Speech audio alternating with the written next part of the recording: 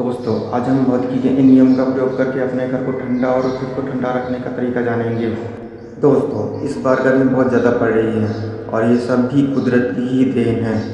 तो आज हम कुदरत की इन्हीं शक्तियों जल, भूमि, वायु का इस्तेमाल करके अपने घर को ठंडा और खुद को ठंडा रखने का तरीका जानेंगे। तो चलिए, सबसे पहले जल की छिपी हुई रहस्यमयी शक्तियों का इस्तेमाल करके हम अपने घर को ठंडा और खुद को ठंडा रखने का तरीका सीखते हैं। इसे हम भौतिकी के एक प्रयोग के माध्यम से सीखेंगे।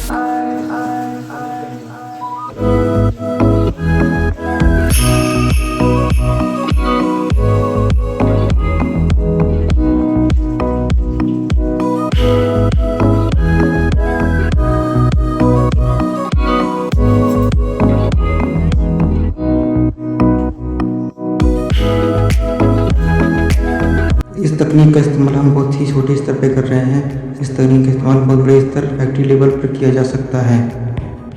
अब छोटे पन्नी वाले पानी को बड़े पन्नी वाले पानी में भरा जा रहा है।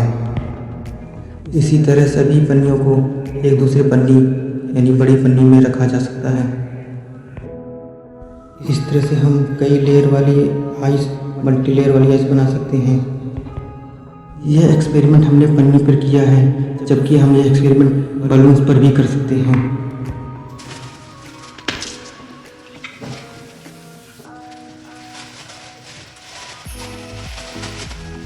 अब इस पन्नी को अच्छी तरह से हिलाकर 3 घंटे के लिए फ्रिज में रखा जाता है। दोस्तों, 3 घंटे बाद हम इस आइस का रिजल्ट देखेंगे और देखेंगे कि ये मल्टीलेयर आइस कैसे बनता है। दोस्तों, यह मल्टीलेयर आइस नॉर्मल आइस से 10 गुना अधिक पावरफुल है। दोस्तों, अगर आप मुझे सपोर्ट करते हैं तो मैं आइस को 100 गुना अधिक पावरफुल बनाने का तरीका आगे बताऊंगा। देखिए दोस्तों, 3 घंटे बाद हमारी मल्टीलेयर आइस बनकर तैयार हो चुकी है। अब जमी हुई इस अल्ट्रा कूल बर्फ का इस्तेमाल कूलर के आइस ट्रे में नहाने के पानी को ठंडा करने में तथा पीने के पानी को ठंडा करने में किया जा सकता है। अब चलिए जानते हैं ये मल्टीलेयर आइस नॉर्मल आइस से अलग कैसे है। नॉर्मल आइस सिंगल लेयर होती है, जिससे कि ये हवा के डायरेक्ट कांटेक्ट में होती है, जिससे कि अपना जल्दी जल्दी कूलिंग खत्म कर देती है। जबकि मल्टीलेयर आइस कई परतों में बनी होती है, जिससे कि इस पर जिसके कई नियम काम करते हैं। पहला, शीतलता का नियम। न्यूटन का शीतलता का नियम इस नियम पे काम करता है कि किसी वस्तु की उत्सर्जन की दर कितनी है। किसी वस्तु की उत्सर्जन की दर अधिक होने पर वह वस्तु जल्दी से ठंडा हो जाती है और जल्दी से गर्म हो जाती है। दूसरा, उत्सर्जन की दर। किसी वस्तु के तापांतर अधिक होने पर उत्सर्जन की दर बढ़ जाती है। अगर किसी वस्तु का ताप बाहर के ताप में अधिक अंतर है तो उसमें उत्सर्जन की दर बढ़ जाती है, जिससे कि वह जल्दी जल्दी ठंडा और जल्दी जल्दी गर्म हो जाता है। तीसरा, गुप्त ऊष्मा। अगर पानी में सोडा या नमक मिला जाता है तो उसका फ्रीजिंग पॉइंट 0 से नीचे चला जाता है। इस 0 से नीचे जमे हुए बर्फ को ठोस से द्रव में बदलने के लिए अधिक गुप्त ऊष्मा की जरूरत पड़ती है, जिससे कि यह अधिक देर तक ठंडा रहता है। चौथा, परतों का नियम।